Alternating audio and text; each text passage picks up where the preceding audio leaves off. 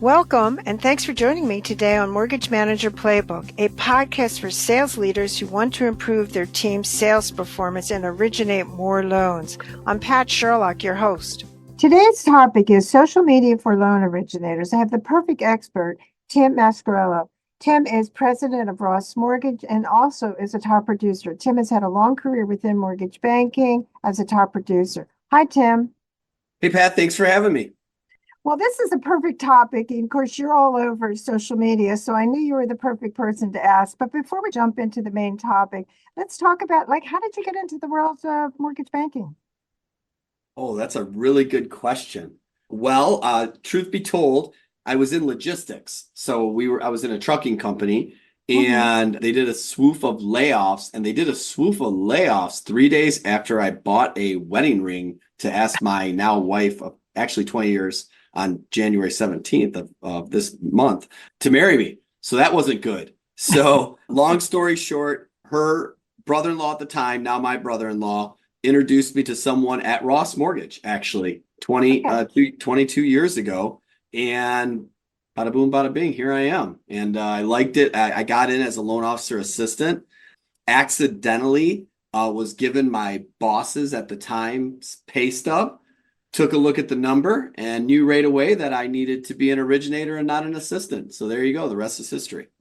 Well, a similar story to many of us, so I'm glad that you shared it with us. And talk about in your role of you've been president now for a while. How do you keep your sales force motivated really in a more difficult market?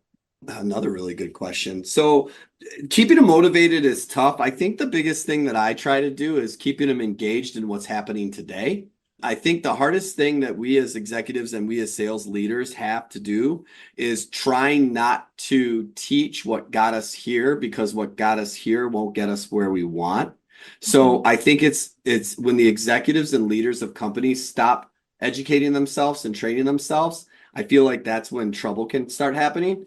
So it's really just about keeping them engaged in something new. I know how salespeople and type A personalities work. They have the attention span of goldfish, as do I. And I think it's really important to constantly bring new, innovative ideas to them. I think that'll keep them engaged and keep them working with whatever is working at the time. Well, I agree with that 100%. There's not enough people that really do that in our mortgage business. They are reliving the past. But that leads to my next topic is what are topics that you think mortgage bankers should be thinking about but aren't thinking about? Well, I to me, I go back to 2010, honestly, and it's all about, when Ross Mortgage dove into renovation lending. I think whatever serves the purpose of what you're trying to do at the present time, do it, right? And I think that today, some of the topics have to be social media. And ways to get in front of not only customers. A lot of longtime loan officers are afraid of social media because they don't want to say they're a consumer direct entity. They don't want to say we go straight to the consumer, but I don't think they realize that realtors are on social media more than most. And if you can get to them, that's what's going to get you to the consumer, because at the end of the day, you're not walking into real estate offices right now and finding 30 agents sitting around talking about how they're going to get more business. It just doesn't happen. Well, that's so true. And I agree with that, that I don't see enough. Certainly, lenders take different postures on it. But when you're hiring loan officers today, you have to have loan officers that are wanting and willing to do social media. So I agree with you 100%. Talk about some of the priorities that you have for this year. I mean, we're really in a growth mode. Last year, Ross Mortgage, we did something that, it's we're pretty proud of. We had a down year just like everybody else, but we actually did more business in 23 than we did in 22. And we're pretty proud of that, because I mean that was kind of our standard goal, is just to always do more. This year, we're obviously looking for a huge increase. I don't give percentage numbers because my grandpa always told me that a percentage doesn't mean anything unless you give the denominator. So Sure. we're coming off a pretty down 2 years. So to say you're going to do more this year isn't really saying much, but our priority right now is to hitting our forecast to the loan officers we still have working for us, and then most definitely growing with new talent. Is there any other priorities that you have for this year? Anything that is important to you? I mean, me personally, it's all about my social media and being consistent with it. I've talked that talk for quite some time. 3 years easily. And it wasn't until the middle of last year that I realized, you know what? I tell all these fine salespeople what to do and how they should do it, but I'm not doing it myself. So one of my biggest priorities this year is me personally engaging and staying consistent on social media. Well, that's a perfect lead into what we're going to talk about today. And of course, I've known both you and Tim Ross for many years, and I definitely see your activity in social media has ramped up. So why don't we talk with the first issue? How did you get really committed to do it? And then talk about why you did it, and then how what you found actually works. Sure, sure. A couple things. The commitment to do it is getting over the hump of your ego, is what I like to say. I was listening to Megan Anderson, pretty sure she's at MBS Highway, and she Mhm. said something that stuck with me, and I've used it so many times. No offense, Megan, but I totally stole this from you. But if you're afraid to do video on social media, why do you leave your house? And man, when she said that, it really hit home to me. I was like, my God, she's so right. Like, what is the difference between me walking into a conference room and talking to 30 people or videoing myself and putting it on social media? The answer is there is none. You are who you are, be proud of it, and just do it consistently. So that was pretty much the thing I had to get over the most is my fear of video and putting it out there and not being perfect because it actually is my most imperfect videos that are my most watched. So I think getting over that hump is really important. How I stayed consistent, I owe that a lot to a company called Social Coach. Social Coach is an app, so to speak. And without getting into great details, it just really keeps you consistent on doing one, two, three, however many you choose, videos a week. And they also do a great job of reminding you when you haven't done them.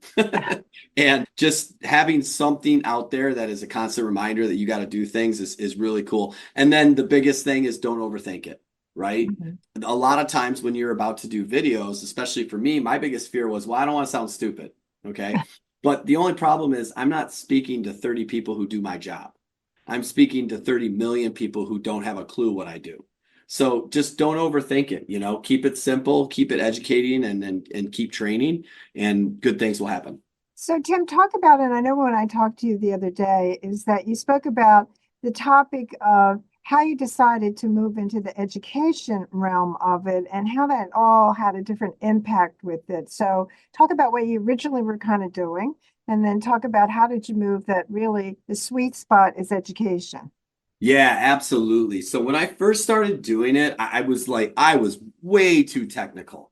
I mean, everyone always jokes in our industry about our acronyms, but at the end of the day, we have thousands of acronyms. And so Right. when I first started doing it, I basically was talking to less than 1% of America because the only way you would understand what I was saying is if you were a loan officer, or worked in the mortgage industry. And it wasn't until I signed up with a social coach and also spoke to Allie Carter about your audience is the complete opposite of what you think it is, right? Your audience is everybody else, right? You're not here to make yourself look good in front of another loan officer who sees you on camera. Your audience is people who you need to make sure that they're understanding what you're saying. So really, that's when I changed my whole approach. And now every time you see my videos, I will be giving you some sort of tip, trick, or knowledge about buying houses, refinancing houses, you're using your house equity as assets, whatever. I mean, there's thousands, renovation lending, there's thousands of things we can talk about that is just simply educating and training. And all it takes is one person to watch your video and say, oh man, yeah, I'm thinking about doing that right now. And the rest is history. So it's all about keeping it simple, keeping it short. Obviously, TikTok has taken the world by storm in the last Mhm. 5 or 6 years. And it's been, noted that anything under a minute works and is more watched and watched in the full video. So just keeping it short, simple, and keeping it to education and training the public, not trying to impress your peers. So talk about, Tim, where you posted. I see you all over LinkedIn, and certainly what's their strategy? So you're making these educational videos really for the public. And so are you using other sites besides LinkedIn? Yes, actually, LinkedIn is just so I'm able to choose which sites I want to use as long as I Sure. have an account with those sites. And I would tell you, LinkedIn, it's funny you'd say that. That's probably my most watched. Right. Where I put the videos on is LinkedIn, but it's my least someone raises their hands. TikTok, Facebook, and Instagram are amazing. Some of the stats I've heard over the last couple months about Facebook was mind-boggling. Like if you really want to start doing business with first-time home buyers and people who are going to buy homes, you have to understand what they're doing. Mr. Diamond from Chase Bank always said, I want to pay attention to what people are paying attention to. Right. Instagram is the key. There's a Mhm. reason why Zuckerberg bought it, you know? So basically, if you post it in Facebook, make sure you link to your Instagram page because that's where the generation that you want to do business with is mostly on Instagram.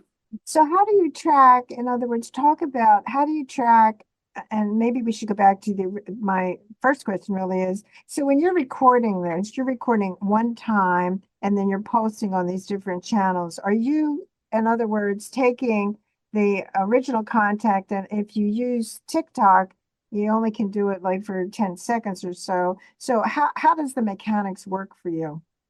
Well, I try never to go over a minute, and TikTok just increased to 10 minutes. Nobody Okay, does it that long at all. sure. I would say Instagram for the people who are actually, if you look at the demographics of what age Mhm. group is using what, Instagram's probably going to be your best bang for your buck when it comes to what you actually get business out of.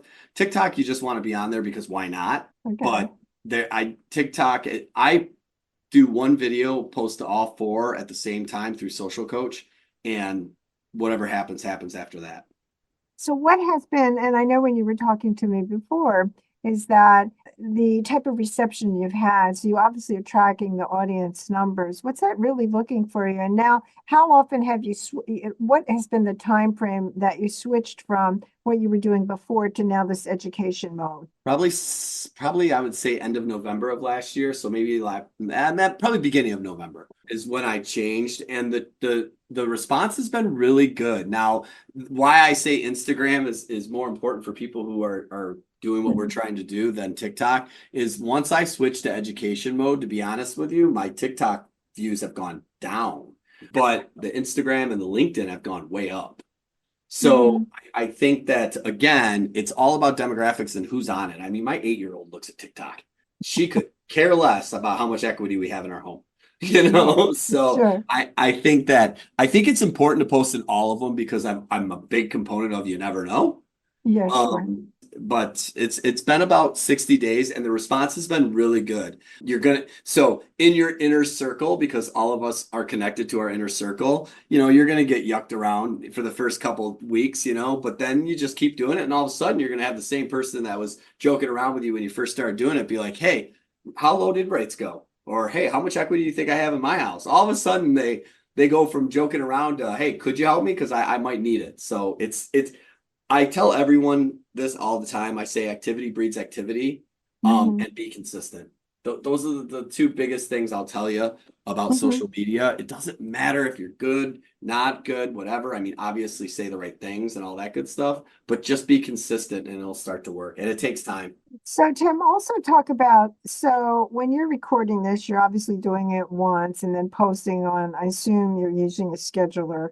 And so, talk about this issue. Are you scripting it, or are you just, in other words, are you kind of ad-libbing, or what does that all look like? So I learned a long time ago, I am the worst with scripts. I am absolutely Ron Burgundy. Like you could write whatever you want on there, and I all of a sudden become nervous. I say whatever's written. So I probably haven't done a script in over 2 years. So you're definitely, what do you pick a topic and then that's the theme, and then you talk about it, what comes off the top of your head. Now you Hmm. also are doing captions. How do you kind of handle the captions so people can read them because they don't always listen to them? Yeah, I think captions are huge. I also think trying to maybe once or twice get rid of your face, like put a picture in there, edit it. I say a lot, as you can tell. So try to get rid of that. But anything you can do to just keep it engaging. The first 10 seconds, you got to yell out something like public service announcement. Oh, I'm mad. Did you know? Something in the first 5 or 10 seconds that's going to make them say, "Oh, I want to know if I know this." So definitely trying to get a hook in the first 5 or 10 seconds is important. Don't ever, ever introduce yourself. The Why is majority, that? Talk about why you don't do that. the majority, 95% of the people who end up seeing your video know who the heck you are. So I never introduce myself. And not to mention, if they ones who don't know who you are really like your video, they'll find you They'll because find you. all they have to do is click on your profile in any one of those social media outlets, and they can get all the information they want about you.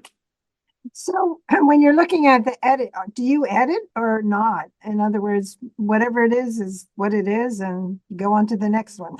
I, it's worth every penny. So again, I don't mean to keep bringing up the same company, but Social Coach edits them for me. Mhm. So I don't do the editing. But you No, do get them but edited. I tell them all the time. I'm like, don't like make it as real as it could be. Like I don't edit it to be perfect at all. I get the Mhm. captioning in there for sure. And if I said, we just talked about it, but if I said the word like 10 times, get rid of half of them. Sure, sure. But there's really no like, hey, I can rechange it, all that type of stuff. No, no, no, I think that's the best. I think that the more you relate to people, I think perfect videos I kind of bypass when I see them. I know when someone did a perfect video or they took 20 takes to do it or they're reading off a script. I think the more real you can be and the more you can just sound like you just really want to help the people that are listening, the far Right. better, the more relatable you can be, the far better success I feel you're going to have. Well, that's really a good point. We'll talk about, in other words, what's been your most popular one? Has it mount, in other words, over time, since you've really been doing it consistently. So what has happened from the viewership and what topics seem to be the most popular for you? Oh, that's a great question. I mean, my TikTok followers, I'm only at a couple hundred, Mhm. so I definitely want more of them. You really do have to, I hate to say this, but you really have to say follow me because they won't follow you unless you ask follow me. So I don't do that enough. So that's a tip that I'm definitely telling you is make sure you call to action, follow you. I will give all credit 100% to my 8-year-old. I did a video with my little Ariana talking about mortgages and trying to make it so simple that an 8-year-old could understand it, and it was by far my best one.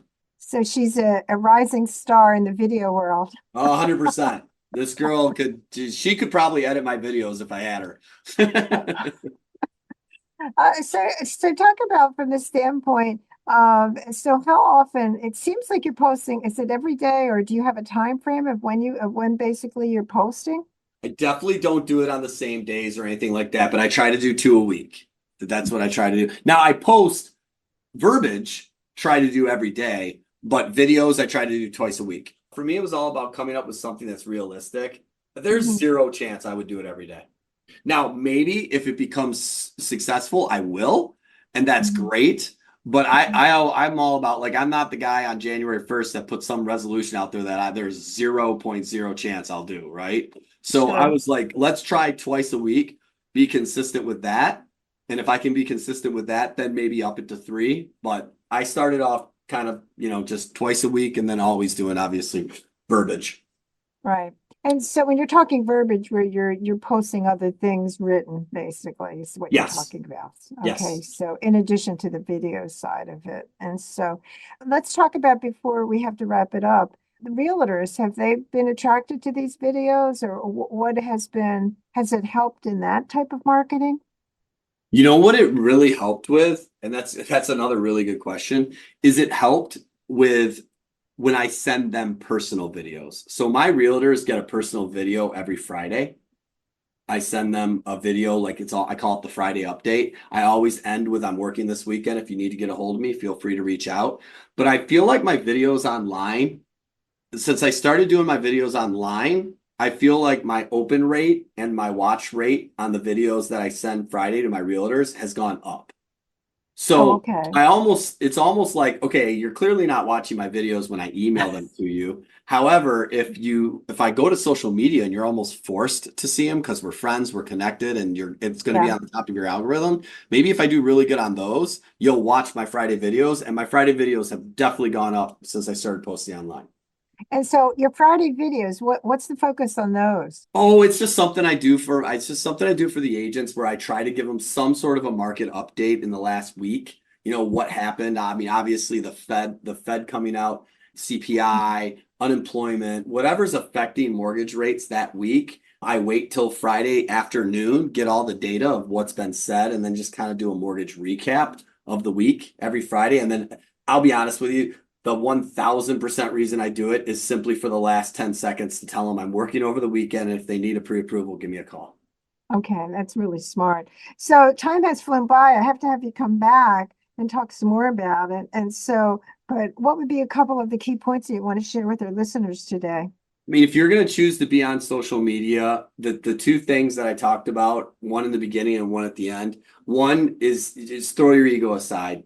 Everyone's beautiful. Everyone can be on video. It's not the end of the world. Again, if you leave your house, then you can do video. It's the same thing, right? And then two is just be consistent. Do not do it once and be frustrated that no one watched it, because my first couple of videos, nobody watched. And I'm not even getting that much now. I mean, Instagram and LinkedIn are my two highest at, over a couple thousand each, but I haven't hit over 1,000 on any TikTok. So like, don't be enamored with likes and views. Just keep doing it, because all it's going to take is a couple people to want what you're selling, and it's going to make it worth it. Well, I recommend everybody to kind of join your feed because I see it every day and I think you do a fabulous job. And all that you're talking about is what you actually do. So I appreciate you really sharing all of it.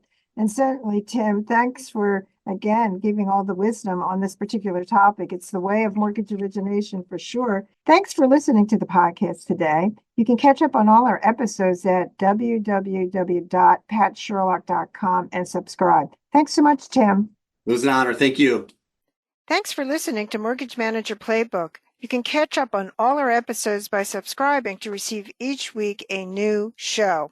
Don't forget to share this podcast with your friends and team members. If you're looking to increase production, call me to discuss my prospecting sales training program, Ramping Up Realtor Referral Sources. Check out my website, www.patsherlock.com.